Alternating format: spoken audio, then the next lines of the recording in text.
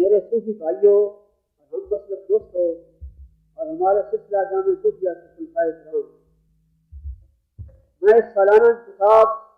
اور اس سے غوث اعظم رضی اللہ تعالی عنہ کے موقع پر چند معروضات نہایت سادہ لفظوں میں پیش کرنا چاہتا ہوں تاکہ ہر شخص کو میری باتیں سمجھ آ سکے۔ میری مختصر زندگی میں جو دور میں پر گزرے ہیں ان کا خلاصہ یہ ہے: سب سے پہلے میں نے دین کی مکمل تعلیم حاصل کی۔ اس کے بعد دل میں یہ سوال پیدا ہوا کہ اگر میں علم دین کو ذریعہ معاش بناؤں تو شاید میں حق بات بھی نہیں کہہ سکوں گا اور دین کی خدمت بھی نہیں کر سکوں گا، کیونکہ میں کچھ مدت علماء کرام کے ساتھ رہ کر یہ دیکھ چکا تھا۔ کافی عرصہ جمعیت علماء پاکستان کے سیکرٹری رہا، کئی مساجد میں خطابت کے فرائض میں انجام دیے اور بڑے بڑے اجلاس میں خطاب کرنے کا موقع بھی ملا، لیکن سب میں حصول ذات اور خواہش عزت و شہرت بھی مقصود رہی، اور یہی عام علماء کرام کا طریقہ کار تھا۔ جہاں زیادہ پیسے ملے خطیب بن گئے، جہاں زیادہ آمدنی کا خیال ہوتا اس جلسے میں چلا جاتا، اور جہاں خدمت کم ہوتی خواہ وہاں تبلیغ کی ضرورت بھی ہوتی پھر وہاں جانے کا نام بھی نہ لیتا۔ دین کی خدمت اور تبلیغ اسلام کے جذبہ بالکل مخصوص، اس لیے سوچا کہ ذریعہ معاش کو دوسرا تلاش کروں اور تبلیغ دین کو صرف رضا الہی کے لیے لازم رکھوں۔ میں نتیجہ کالج میں طب کی مکمل تعلیم حاصل کر کے سند حاصل اور مطلب شروع کیا۔ اس میں شک نہیں کہ آمدنی کا بہترین ذریعہ ثابت ہوا۔ ساتھ ہی مجھے آمدنی اور بڑھانے کا فکر ہوا تو عملیات، تعویذات اور ٹوٹکے ٹونے سیکھے۔ علم نجوم، علم جفر، پامسٹری، علم لبر اور جوتش وغیرہ کی بہترین اساتذہ سے تعلیم حاصل کی۔ بامی اور ضعیف الاعتقاد لوگوں سے پیسے بٹورنے کا بہترین ذریعہ بن گیا۔ پھر شہرت و خود نمائی کے لیے سیاست میں بھی حصہ لیا، سیاسی جلسوں اور میٹنگوں اور ہنگاموں میں خوب دلچسپی لیتا رہا۔ ریڈیو پاکستان میں تقاریر بھی کرتا رہا، اخبارات اور مختلف رسائل میں مضامین بھی دیتا رہا، اور کئی ایک مقدمات سیاسی زندگی میں محفوظ بھی ہوا۔ جیل کے وابل کھانی پڑی۔ غربے کے ہر قسم کے کام جن میں دولت و شہرت مطلوب تھی کیے، اور وہ دونوں چیزیں حاصل بھی ہوئی۔ نہ دولت کی کمی رہی اور نہ شہرت میں کسی سے پیچھا رہا۔ اکثر لوگوں سے جب ملنے کا اتفاق ہوتا اور وہ میرا نام دریافت کرتے تو میں کہتا تو مجھے آپ سے فلاں بھی کہتے ہیں، تو وہ فوراً بول اٹھتے کہ فلاں اشتہار پر تمہارا نام تھا، فلاں اخبار میں تمہارا ذکر تھا، فلاں کتاب میں تمہارا نام پڑا، سورج سے آج نہ سائی ہوئی ورنہ غائبانہ تعلق تو آپ کو پہلے سے حاصل۔ مگر اس تمام زندگی میں سکون قلبی نصیب نہ ہوا، اور فطری طور پر میرے دل کی گہرائی میں ایک بات ہمیشہ دبی آگ کی طرح سلگتی رہتی تھی کہ روحانی زندگی حاصل کی جائے اور کسی اللہ والے سے تعلق پیدا کر کے وہ راستہ اختیار کیا جائے جسے اولیاء اللہ سلوک کہتے ہیں، اور اس چیز کے حصول کے لیے کوشش بھی کرتا رہا۔ ساتھ ہی ساتھ تلاش شیخ بھی جاری رہی، لیکن صحیح راہ نما نہ ملنے کی وجہ سے ہمیشہ اس نعمت سے معروف رہا۔ اس جستجو اور تقاضاؤں میں کئی سفر بھی کیے، گوشہ گوشہ چھان مارا، سب گدیوں کے سجادہ نشینوں،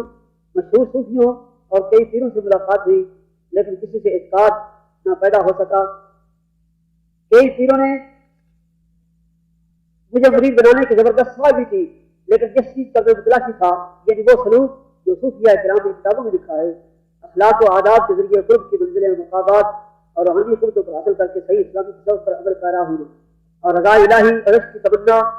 نہ مکمل طور پر میں نے کہیں یہ چیزیں دیکھی نہ میں مرید ہوا۔ آخرکار اس جدوجہد کے مطابق اللہ تعالیٰ کی مہربانی ہوئی تو ایسے رہنما میسر آ گئے جنہوں نے میری منشا کے مطابق ذوق بخشا۔ سب سے زیادہ جنہوں نے مجھ پر کمال احسان فرمایا وہ میرے مربی اور شیخ کامل سلطان الفقراء سند الاصفیاء برہان الاولیاء قطب الغراء حضرت مولانا فقیر نور محمد صاحب قادری صدر کلاسی قدس اللہ سرہ العزیز ہیں۔ آپ کے علاوہ جن بزرگان جن کو پیر و صحبت بنایا اور جن سے سلسلہ رسولیہ سوربندیہ کسی کے خلاف حاصل کی وہ یہ ہیں: حضرت اللہ عالم حضرت شاہ صاحب مقدس اللہ علیہ کوٹ شریف کوہاٹ، حضرت اللہ عالم سید نور حسن شاہ صاحب حضرت کریم شریف، حضرت صاحب زیادہ غوث اعظم پیر سید طاہر العابدین صاحب مقدس اللہ علیہ کوئٹہ، حضرت اللہ مولانا حسین بخش صاحب چشتی مقدس اللہ علیہ حسین گاہ ملتان۔ سب بزرگان دین کی نسبت عالیہ اور صحبت فائقہ سے جو مجھے حاصل ہوا اس کا خلاصہ یہ ہے کہ تصوف ایک ایسا پاکیزہ اور مقدس علم ہے جس پر عمل کرنے سے اخلاق رذیلہ سے پاک اور اخلاق فاضلہ سے انسان متر سے ہو جاتا ہے۔ اس کے بعد ایک علم خدا تعالیٰ کی طرف سے عنایت ہوتا ہے جسے علم نبوی کہتے ہیں، خود آگاہی خدا آگاہی نصیب ہوتی ہے اور عبادت میں ذوق خدا رسول سے عشق پیدا ہوتا ہے اور قلب پر اسرار و حقائق اور مشاہدات ایسے عطا ہوتے ہیں جن سے علویات و سلبیات عالم جبروت و ملکوت اور لاہوت اور آخر میں مشاہدہ حق حاصل ہو جاتا ہے۔ قرب خدا اور رضا الہی میں جب اعلیٰ مقصد نصیب ہوتا ہے لیکن یہ سب چیزیں وہی قریب پر عطا ہوتی نہ یہ چیزیں ریاضت و مجاہدہ اور ایمان و تقویٰ پر موقوف ہیں اور نہ علم تصوف پر عمل کرنے پر منحصر ہے۔ نہ ہر شخص ان تمام نعمتوں کے لائق ہوتا ہے، نہ ہر شخص میں تمام مسائل و معرفت حاصل کرنے کی استعداد ہوتی ہے۔ ذالک فضل اللہ یؤتیہ من یشاء۔ ہر حال خدا تعالیٰ نے ہر شخص سے پیدا کیا، والذین جاہدوا فینا لنہدینہم سبلنا، جو ہماری طرف آنے کے لیے جدوجہد اور ریاضت و کوشش کرتے ہیں ہم ان کے لیے کئی راستے کھول دیتے ہیں، کسی کو عطا سے اور کسی کو بلا سے، کسی کو وصال سے اور کسی کو ہجر سے، کسی کو عزت دے کر اور کسی کو ملامت دے کر ملتے ہیں۔ اللہ تعالیٰ کسی کی خواہش کو ضائع نہیں کرتا۔ اس کا اعلان ہے وَلَوْ أَنَّ أَهْلَ الْقُرْآنِ آمَنُوا وَاتَّقُوا لَفَتَحْنَا عَلَيْهِمْ بَرَكَاتٍ مِنَ السَّمَاءِ وَالْأَرْضِ، اگر بستیوں کے رہنے والے ایمان لاتے اور اتقاء اختیار کرتے تو ان پر زمین و آسمان سے برکات کے دروازے کھول دیتے۔ اس آیت میں عرضی سماوی برکات سے مراد ظاہری برکات کے علاوہ موجودات عرضی سماوی کے حقائق اسرار بھی ہیں جو صوفی پر کھول دیے جاتے ہیں۔ اسی طرح بغیر میں خود ہے راجہ کے سب سے مراد بھی جسمانی روحانی دونوں رنگ ہیں جو سالے کے شریف پر عطا ہوتے ہیں جہاں سے اسے وہم گمان بھی نہیں ہوتا۔ لیکن آخر میں یہ بھی فرما دیا ان اللہ بالغ امرہ قد جعل اللہ لکل شیء قدرا، بے شک اللہ تعالیٰ اپنا کام پورا کرتا ہے، اللہ تعالیٰ نے ہر چیز کا ایک اندازہ رکھا ہوا ہے اور ہر شخص کو اس کی صلاحیت و قابلیت اور استعداد کے مطابق عنایت کرتا ہے۔ حضور علیہ السلام کا فرمان ہے ان لکل آیۃ ظاہرا وباطنا وحدا مطلعا الی سبعۃ باطن، ہر آیت کا ایک ظاہر اور باطن ہے اور ایک حدیث کی صاحب وجود ہے اور ہر شخص کو اس کے مرتبہ و مقام کے لحاظ سے بدل کھولا جاتا ہے۔ وَلَقَدْ آتَيْنَا سَبْعًا مِنَ الْمَثَانِي وَالْقُرْآنِ الْعَظِيمِ، اور ہم نے دین آپ کو ساتھ دو بھی آیات سے عنایت فرمایا القرآن عظیم۔ محبت کے لیے کچھ اہل دل مخصوص ہوتے ہیں، یہ وہ نغمہ ہے جو ہر سال پر گایا نہیں جاتا، اور یہ تفاوت اور ترجیح مرتبہ مقامات کے تفضل و تنزل خود صحابہ کرام میں بھی موجود درجات کے لحاظ سے بعض صحابہ کرام کو بعض کو فضیلت حاصل ہے۔ قرآن کریم میں ہے لا یستوی منکم من انفق من قبل الفتح وقاتل اولئک اعظم درجۃ من الذین انفقوا من بعد وقاتلوا وکلا وعد اللہ الحسنى واللہ بما تعملون خبیر۔ تم نے برابر نہیں وہ جنہوں نے فتح مکہ سے پہلے خرچ اور جہاد کیا، وہ مرتبے میں ان سے بڑے ہیں جنہوں نے بعد فتح کے خرچ اور جہاد کیا، اور ان سب سے اللہ جنت کا وعدہ فرما چکا ہے اور اللہ تعالیٰ کو تمام کاموں کی خبر ہے۔ شیخ کامل بھی اللہ تعالیٰ کا مظہر اور خلیفۃ اللہ صلی اللہ علیہ وسلم ہوتا ہے، اس لیے شیخ بھی ہر مرید کے اخلاص، خدمت اور محبت اور قربانیوں اور جان نثاریوں کے مطابق فیض و برکات تقسیم کرتا ہے۔ حضرت سلطان باہو رحمۃ اللہ علیہ فرماتے ہیں سربری قاضی فقیر اگر کسی کو سوء باطن کے لائق سمجھتا ہے تو پھر اسے پل بھر میں ولی بنا دیتا ہے، اور طالب کی اصلاح استعداد امتحان کی ضرورت ہو تو بدتوں کا اسے کچھ نہیں دیتا۔ بہرحال اس کو اس معاملے میں پورا اختیار ہوتا ہے۔ ایک جگہ لکھتے ہیں اگر طالب سے ریاضت کرائے تو 12 سال تک، اگر بخشش کرے تو ایک لہجے گزار تک پہنچا دے۔ توفیق الہدایت پر 41۔ لیکن اس کام میں خلوص اور محبت سے لگا رہے، ہمت نہ ہارے، شیطانی جسموں سے بچے تو انشاءاللہ کامیابی اس کے پہنچ ملے۔ حضرت سلطان العارفین فرماتے ہیں لیکن اس کام کے لیے طالب کا حوصلہ وسیع ہونا چاہیے، کیونکہ کم حوصلہ وادی عرفان میں کام نہیں آتا۔ سرمد غم عشق گل حوصلہ نہ دہم، سوزے دل پروانہ بگسرا نہ دہم، عمر باید تا دوست آید بکنار، ای دولت سرمد ہمیں کسرا نہ دہم۔ اب سوال پیدا ہوگا کہ اگر یہ دولت روحانی وہ بھی ہے تو ہماری کوشش کرنے کا کیا مقصد؟ یہ سوال عموماً ہر سال کے دل میں پیدا ہوتا ہے، تو گزارش یہ ہے ہر ہیرو کو اللہ تعالیٰ نے 2 قوتیں ودیعت فرمائی، ایک شعوری اور دوسری غیر شعوری۔ شعوری قوتیں باعث خمسہ کی شکل میں ظاہر ہیں اور غیر شعوری قوتیں وجدان، عشق اور خودی سے تعبیر کی جاتی ہیں۔ شعوری قوتوں پر قوت عقل کو مقرر کیا ہے جو انہیں غلطی، اور غیر شعوری قوتوں پر وحی کو متعین تاکہ غیر شعوری قوتوں میں جو غلطی کے امکانات ہیں ان سے محفوظ رکھتی۔ جس طرح شعوری قوتوں اور عقل میں مسلمان اور غیر مسلمان قوموں میں کوئی فرق نہیں، اسی طرح غیر شعوری قوتوں کی اطاعت میں بھی مسلم اور غیر مسلم میں کوئی امتیاز نہیں، چنانچہ غیر مسلم تمام شعوری قوتوں اور عقل میں اقوام مسلم سے زیادہ ترقی پذیر ہیں۔ اس کی وجہ یہ ہے کہ یہ مسلمہ عمر ہے، جس طرح ظاہری آزاد کو اگر استعمال نہ کیا جائے تو اللہ تعالیٰ کی عطا کردہ قوتیں معطل اور بیکار ہو جاتی ہیں۔ اسی طرح جو شعور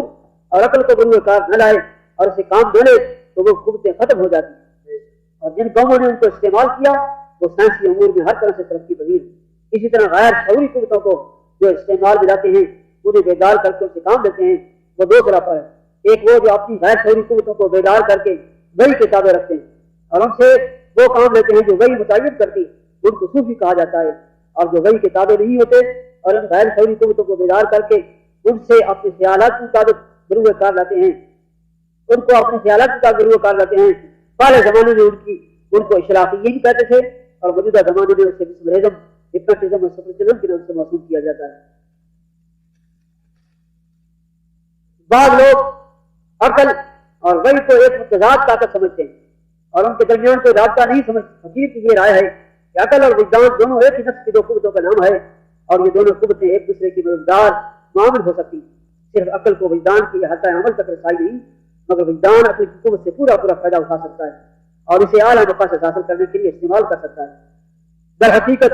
عقل روحانی پرواز میں ایک ایسا درجہ ہے جو وجدان سے پہلے آتا ہے اور اپنی پرواز میں کبھی وجدان کی بلندی تک نہیں پہنچتا۔ ہمارا روم نے عقل اور وجدان کے تعلقات کے مطلب یہی نظریہ پیش کیا۔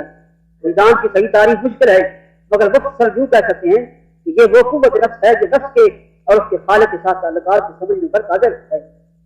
اب قابل غور بات یہ ہے کہ اگر ایک غیر مسلم اپنی غیر شعوری قوتوں سے کام لے سکتا ہے اور لے رہا ہے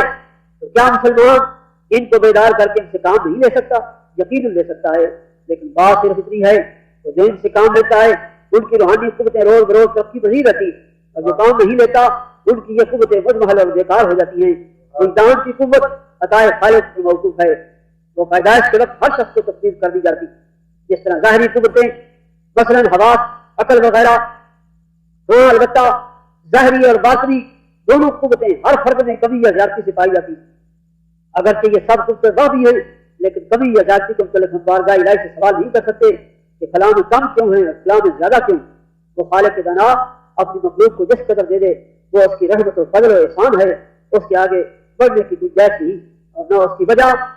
معلوم کی جا سکتی، کیونکہ اس قوت کا اصل مقصد بندے کے اندر خالق سے تعلق پیدا کرنا اور اس کا قرب حاصل کرنا ہے۔ اس لیے اس کی ابتدائی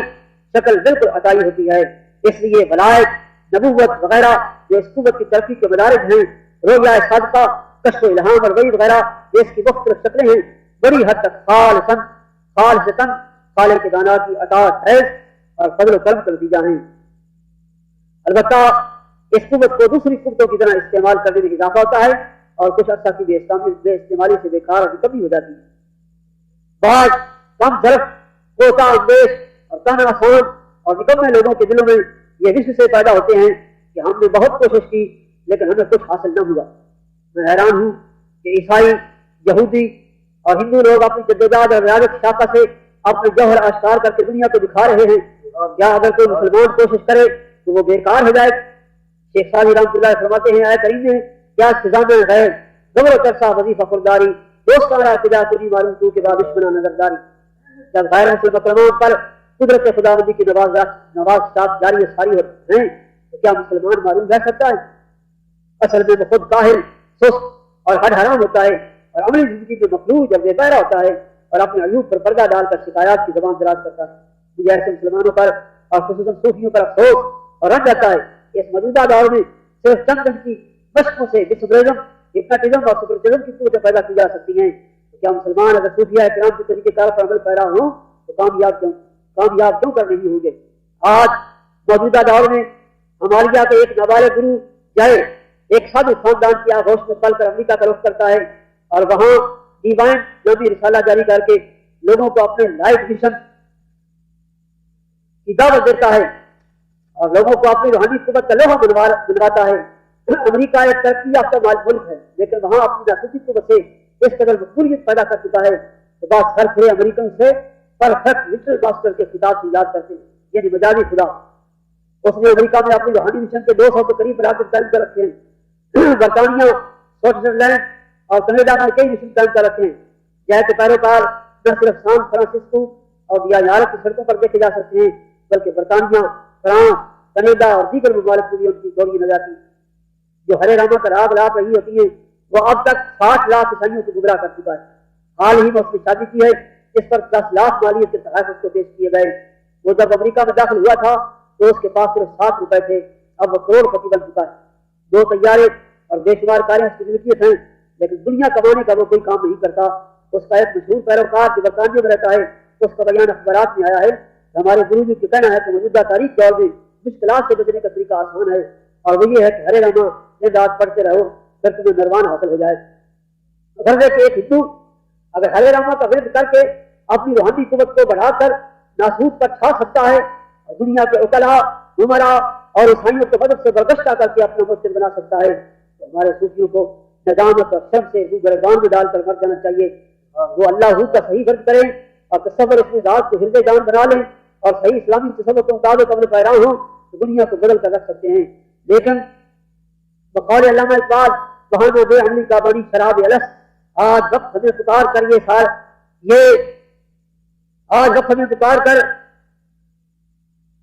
یہ صدا دے رہا ہے، اے صوفیاء کرام کے ماننے والوں، دنیا کی محبت کے تاؤ کو گلے سے اتار کر پھینک دو، دنیا قلبی اور غیر قلبی کو چھوڑ دو، سچے دل سے خدا کی طرف لگے ہو کر غیر سونی دلوں کو بیدار کرو اور وجدانی کیفیات کو حاصل کر کے اور روحانی مشقوں سے لیس ہو کر دنیا دوسرے ممالک کی پہنچ کر تصوف اسلامی کی قوتوں کا مظاہرہ کرو۔ فقیر نے اس غرض سے جامع صوفیہ کی بنیاد رکھی ہے، صحیح اسلامی تصوف کے مطابق علمی عملی تعلیم و تربیت کا بندوبست کیا ہے، لیکن کوئی مسلمان اس مشن کے لیے اپنی زندگی وقف کرنے کے لیے تیار نہیں ہوا۔ جن چند لوگوں نے ابتدا میں ساتھ دیا وہ بھی تصوف میں شامل ہو کر ذکر و فکر کی مجلسوں سے شاد کام ہو کر دنیا کی محبت کے پیچھے لگ کر ساتھ چھوڑتے چلے جا رہے ہیں۔ بعض لوگوں نے صحیح تربیت حاصل بھی کی ہے لیکن مزید ترقی کے خواہاں نہیں ہیں، وہ اسی پر اکتفا کر کے تھوڑا تھوڑا کام چلا رہے ہیں۔ ویسے تو یہ معاملہ ہر نبی و ولی سے ہوتا چلا آیا ہے۔ حضور اکرم صلی اللہ علیہ وآلہ وسلم جیسی کامل اکمل مکمل ہستی کو چھوڑ کر بعض مردود، بعض منافق اور بعض دنیا کے پیچھے پڑھ کر سالبہ بن گئے، تاہم صدائے لا الہ گونجتی رہی اور قیامت تک گونجتی رہے گی۔ البتہ مسلمانوں میں جذبات کم ہوتے جا رہے ہیں اور اب انہیں اپنی بے حسی اور بے عملی پر رونا بھی نہیں آتا۔ مجھے اس بات کا افسوس نہیں کہ میری محنت ہار جا رہی ہے، کیونکہ نوح علیہ السلام نے 250 سال کی تبلیغ اور جدوجہد میں صرف چند لوگوں کو اپنی طرف مائل کر سکے۔ میں تو ایک اولیاء کرام کا ادنا سے خادم ہوں، اگر میری محنت ضائع ہو جائے تو کون سی محنت کی بات۔ تاہم افسوس ان لوگوں پر ہے جن کی زمین کو پوری جدوجہد سے قابل کاشت بنایا گیا، جب اس نے ذات کے شجر کو بونے کا وقت آیا تو وہ زمین بنجر ثابت ہے۔ آج ہمارے لوگوں کو پیٹ کے دندوں سے بھی فرصت نہیں ملتی، کوئی مرغیوں کی طرح انڈوں پر بیٹھ گیا اور کوئی جانوروں کی طرح زمین کے گھاس پھوس پر اکتفا کرنے لگا اور کوئی مردار دنیا کے پیچھے کتوں کی طرح لپٹ پڑا۔ سالک کے لیے انتہائی ضروری امر یہ ہے کہ جو خدا تعالیٰ نے خود بخود اس کی روزی پہچانے کا سبب مقرر کر دیا ہے اسی پر اکتفا کرے اور مزید دل کو الجھانے اور نئی نئی تدبیروں کو سوچنے اور غور کرنے پر اپنی عقل و فکر کو مت لگائے۔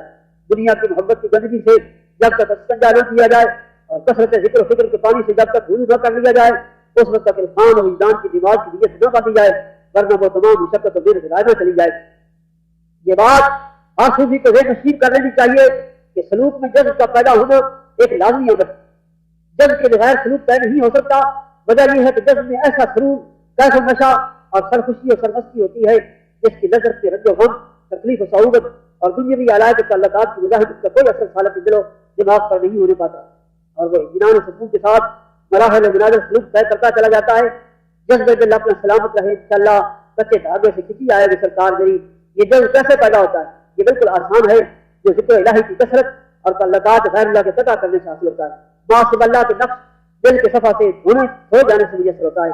دنیا کی محبت اور دنیاوی علائق سے وابستگی ایک بہت بڑا حجاب جس کے متعلق حضرت سلطان العارفین سلطان باؤ رحمۃ اللہ فرماتے ہیں کہ اگر دنیا کی محبت کا ایک ذرا بھی دل میں موجود ہو تو دنیا کے تمام غوث اور کتب اور افضال اگر اس کے دل میں عرفان کرنے داخل کرنا چاہیں تو نہیں کر سکتے۔ عموماً خالقوں میں ایک شبہ پیدا ہوتا ہے کہ وہ اپنی کمزوریوں پر نگاہ نہیں ڈالتے، محنت و مشقت اور ریاضت سے جی چلاتے ہیں اور اپنے شیخ کو تان و تسلیم کا نشانہ بناتے ہیں کہ شیخ نے ہمارے ساتھ کچھ نہیں کیا ہے۔ ہمارے قبلہ فقیر صاحب رحمۃ اللہ علیہ ایسے لوگوں کو دو باتیں بیان فرمایا کرتے تھے کہ شیخ کا کام راستہ دکھانا ہے، راستے کے نشیب و فرار سے آگاہ کرنا ہے، اور اگر صحیح راستے سے بھٹکنے لگے تو سیدھے راستے پر چلانا ہے، لیکن چلنا تو اسے اپنے قدموں سے ہی ہوگا۔ اگر وہ بیٹھ جائے اور چلنے کے لیے تیار ہی نہ ہو تو شیخ نہ تو اسے گھسیٹ کر منزل تک پہنچا سکتا ہے اور نہ اسے کندھوں پر اٹھا کر لے جا سکتا ہے۔ فرماتے تھے کہ آپ کو زمانہ وہ آ گیا ہے تو گندم پیس کر، آٹا گوندھ کر، روٹی پکا کر، نوالا توڑ کر منہ میں ڈالو تو صرف جگل لینے پر بھی وہ احسان جتاتے ہیں کہ میں نے لقمے کو چبا لیا ہے اور جگل لیا ہے۔ آپ فرماتے تھے کہ میں جس کو بیعت کرتا ہوں اسے ٹکٹ دے کر بارشت کی گاڑی پر سوار کر دیتا ہوں، انشاءاللہ وہ اپنے وقت پر منزل مقصود پر پہنچ جائے۔ لیکن اگر کوئی منزل سے پہلے ہی گاڑی سے اتر جائے یا چلتی گاڑی سے چھلانگ لگا دے تو اس کا ہم کیا علاج کر سکتے ہیں؟ سالک کچھ اپنی اختیارات سے بھی کام لے اور کچھ جدوجہد اور رغبت کو بھی اپنائے اور پھر اس کے انجام کو اللہ تعالیٰ اور شیخ کے بھروسے توکل پر چھوڑ۔ دنیاوی کاموں میں لوگ توکل نہیں کرتے، رزق کی تلاش میں رات دن ضائع کرتے رہتے ہیں اور روزی حاصل کرنے کے لیے پوری جدوجہد کرتے ہیں، حالانکہ روزی دینے کا ذمہ خدا نے اپنے اوپر ڈال لیا ہے۔ خاص طور پر سالک کو تو رزق کے بارے میں مطمئن ہو جانا چاہیے۔ معلوم ایک مثال دیتے ہیں کہ جب بادشاہ کسی سپاہی کو فوج میں بھرتی کرتے ہیں تو اس کو اس کے سامان معیشت اور خود و نوش کے متعلق اطمینان دلا دیتے ہیں۔ صوفی خدا کا سپاہی ہے، فوج محمدی میں بھرتی ہو جاتا ہے، اسے نان نفقہ کا فکر قطع نہیں کرنا چاہیے۔ خدا تعالیٰ فرماتا ہے وما من دابۃ فی الارض الا علی اللہ رزقها، خدا تعالیٰ کے اطمینان دلانے پر بھی انسان روزی کے پیچھے حیران و سرگرداں پھرتا ہے۔ اور جس کے متعلق اللہ تعالیٰ نے فرمایا کہ والذین جاہدوا فینا لنہدیہم سبلنا، جو ہماری راہ میں کوشش کرتا ہے اس کے لیے ہم کئی راستے کھول دیتے ہیں، اس کے لیے کوئی کوشش نہ کی جائے۔ یہ رموز و اشارات خداوندی اور کلام عزیزی سے ناواقفیت کی دلیل۔ ایک اور بات بھی عرض کر دینا ضروری سمجھتا ہوں، بعض ہمارے خالق جب حضرت سلطان العارفین قدس سرہ العزیز کی کتابوں کا مطالعہ کرتے ہیں تو سخت ابتلا و آزمائش میں مبتلا ہو جاتے ہیں، بعض باتوں کو اپنی کوتاہ فہمی اور غباوت سے غلط سمجھتے ہیں اور اس کا صحیح مطلب نہ سمجھنے کی وجہ سے صحیح راستے سے بھٹک کر کار نزلت میں گر جاتے ہیں اور پھر اپنے شیخ سے بحث و مباحثہ اور مقابلے کے لیے تیار ہو جاتے ہیں کہ سلطان صاحب نے یہ لکھا ہے اور آپ ایسے کر رہے ہیں۔ ایسے بے وقوف انسان کو سوچنا چاہیے کہ وہ شیخ کی ان باتوں کو سمجھنے کی کوشش کرے، کیونکہ ان باتوں کو شیخ ہر حال میں اس سے زیادہ سمجھتا ہے۔ اپنی غلط فہمیوں کو دور کرے، ورنہ یہ شیطان کا ایسا داؤ ہے کہ جسے کبھی سالک نہیں پڑ سکے اور ہمیشہ ہمیشہ کے لیے بد عقیدہ ہو کر دین دنیا خراب کر بیٹھے گا۔ ایسے ہی کم فہموں اور خام خیال سالکوں کو حضرت شاہ صاحب قبلہ کو ہاتھ والوں نے کتابیں پڑھنے سے منع فرما دیا اور فرمایا کہ صحبت شیخ سے فائدہ اٹھاؤ اور کتابیں سمجھنے کی قابلیت پیدا کرو، پھر کتابوں کو ہاتھ لگانا ورنہ گمراہ ہو جاؤ۔ شیطان سب سے زیادہ غریب اور دشمن صوفی کا ہے، کیونکہ وہ سمجھتا ہے کہ اس ایک آدمی کے اصلاح یافتہ ہو جانے سے سینکڑوں بلکہ ہزاروں کی اصلاح کا خطرہ، لہذا قدم قدم پر شیخ کی ضرورت ہے۔ بزرگان دین نے تو یہاں تک فرمایا کہ شیخ کی صحبت کو کبریت احمر یعنی سرخ جنت کے معنی سمجھنا چاہیے۔ اور شغل و ذکر و فکر سے بھی زیادہ مؤثر شیخ کی صحبت ہے۔ بس سعادت مند طالب کو چاہیے کہ سب سے پہلے فضل و کرم والے لوگوں کی صحبت میں رہے تاکہ وہ صحبت اور شوق کے تاکہ وہ محبت اور شوق کے بیج اس کے دل میں بوئیں اور نفس کی برائیوں اور شیطان کی فریب کاری سے آگاہ رکھیں اور راستے کی منزلوں اور مقاموں سے واقف کریں اور اس کے دل کو غیر حق سے پاک کر کے بے خودی اور خلاف کی شربت چکھائیں اور تصفیہ اور تزکیہ جذبہ اور سلوک خلا و بقا کو اچھی طریقے سے پورا کریں۔ جو بھی ظاہری اور باطنی طریقے سے تھوڑا بھی شیخ سے دور ہو جائے اسے فوراً شیطان قابو میں لے لیتا ہے۔ شیخ کی صحبت میں رہ کر دینی علوم، فقہ، حدیث، تفسیر سیکھے اور تصوف کی تمام اصطلاحات اور رموز و اشارات سے پوری واقفیت پیدا کرے تاکہ سب سے پہلے اس کی بنیاد صحیح ہو۔ ان علوم سے فارغ ہونے کے بعد باطنی شکل اختیار کرے۔ اسی غرض سے ان سال جامعہ صوفیہ میں تصوف کی کلاسیں شروع کی جا رہی ہیں کہ کم از کم وقت میں جتنا ممکن ہو ان علوم سے آشنا کیا جا سکے۔ جاہل خالق شیطان کا کھلونا بن جاتا ہے، اس کا تمام ذکر و فکر اس کی محنت ایک مرد میں برباد کر دیتا ہے۔ حدیث شریف میں ہے کہ جو شخص علم کے بغیر فقیر بنے وہ پاگل ہو جاتا ہے یا کافر ہو کر مر جاتا ہے۔ آج اس زمانے میں جاہل صوفیوں کا دور دورہ ہے جو صرف تسکینی وضاحت پڑھ کر لوگوں کے دلوں کو مسخر کر کے انہیں بیعت کو کر لیتے ہیں، لیکن چونکہ وہ خود اس راستے سے واقف ہوتے ہیں تو وہ دوسروں کو بھی ہمیشہ اندھیرے میں رکھتے ہیں۔ وہ خیشتن درست گرا رہبری کنت دوسری طرف ہماری رہنمائی کرنے والے علماء کرام ہیں۔ انہوں میں ایک بہت بڑی دولت ہے، عالم کو فضیلت جاہل عابد پر ایسی ہے جیسے حضور علیہ السلام کو عام آدمی پر علماء وارث الانبیاء، علماء امتی کا انبیاء بنی اسرائیل ہیں، لیکن یہ سب فضیلتیں بے عمل علماء کے لیے نہیں جو علم کو ذریعہ معاش نہ کریں اور جو جاہ مال اور شرف کے طالب ہوتے ہیں. العلم بدون العمل وبال والعمل بدون العلم دلال، یعنی علم بغیر عمل کے وبال ہے اور عمل بغیر علم کے گمراہی. بس وارث عالم وہ شخص ہے جس کو ظاہری اور باطنی دونوں علموں کا حصہ حاصل ہو، وہ شخص جس کو ایک ہی قسم کا علم ملا ہو اور دوسرا علم اس کو نصیب نہ ہوا ہو. اصل میں وارث انتظام نہیں ہو سکتا، کیونکہ وارث کو مورث کے سب قسم کی ترکہ سے حصہ ملتا ہے. ایسا نہیں ہوتا کہ بعض چیزوں سے حصہ ملے اور بعض سے نہ ملے، کیونکہ وہ شخص جس کو بعض چیزوں سے حصہ ملتا ہے وہ وارث نہیں ہوتا بلکہ ترکہ ہوتا ہے، جس کا حصہ اس کے حق کی جنس سے تعلق رکھتا ہے اور اس کو مورث سے کسی قسم کی نزدیکی اور جنسیت سے تعلق نہیں، برخلاف وارث کے کہ وہ قرب اور جنسیت کے لحاظ سے مورث کا منصب کہا جاتا ہے. اس لیے حضور صلی اللہ علیہ وسلم فرمایا کہ علماء امت کی انبیاء بنی اسرائیل. بس جو شخص دونوں قسم کے علوم نہ رکھتا ہو وہ وارث نہیں، اور جو وارث نہیں وہ حقیقی دونوں میں عالم نہ ہوگا. اگر ایسا عالم جو حقیقی طور پر وارث انبیاء ہو وہی ولی اللہ ہے اور وہی نائب مصطفیٰ صلی اللہ علیہ وسلم ہے. انہی حضرات کی صحبت انسان کے لیے کیمیا بنانے والی صرف بدت ہے. لیکن اگر کوئی ایسا عالم دستیاب نہ ہو تو علماء ظاہر کو غنیمت جان کر ان کی صحبت سے علوم ظاہر حاصل کیا جائے، کیونکہ ایسا عالم بھی ہاتھ میں چراغ کو لیے ہوئے ہے، اگر کہ خود اس سے فائدہ نہیں اٹھاتا لیکن دوسروں کی رہنمائی تو کر سکتا ہے. عقیدہ تو صحیح کر دے گا، صحیح اپنی زندگی کا راستہ تو بتا دے گا، جاہل صوفیوں سے پھر بھی اچھا ہے. اب صوفی اگر آپ کو عابد و زاہد اور دیکھ ہے تو اس کی دیکھی سے دو اختیار سے نجات دلا دے گی، دوسری خلقت کو اس سے کوئی فائدہ نہیں. اور ایک عالم بے عمل اگر خود فائدہ نہیں اٹھاتا تو بے شمار لوگوں کی نجات کا باعث بن جائے گا. بس آخر میں اس کلام پر ختم کرتا ہوں کہ وہ صوفی جس نے شیخ کامل کی صحبت میں آپ نے ظاہر کو شریعت سے آراستہ کیا اور باطن میں فنا بتا کے بعد دنیا کی طرف رجوع کر کے باجازت شیخ مخلوق کو خدا تعالیٰ کی طرف بلانے میں مشغول ہوا، اس کو سرخ زندگ کے کبری کے امر کی بڑی سمجھو، وہ آپ کو سنو بنا دے. یہی وہ تعلیم ہے جو حضور غوث اعظم رضی اللہ عنہ نے دی، یہی وہ طریقہ کار ہے جس پر آپ ہمیشہ کاربند رہے، اور یہی وہ پیغام ہے جو آپ نے دنیا والوں کو دیا. آج اس عرص مقدس کی اس سالانہ تقریب پر حضور غوث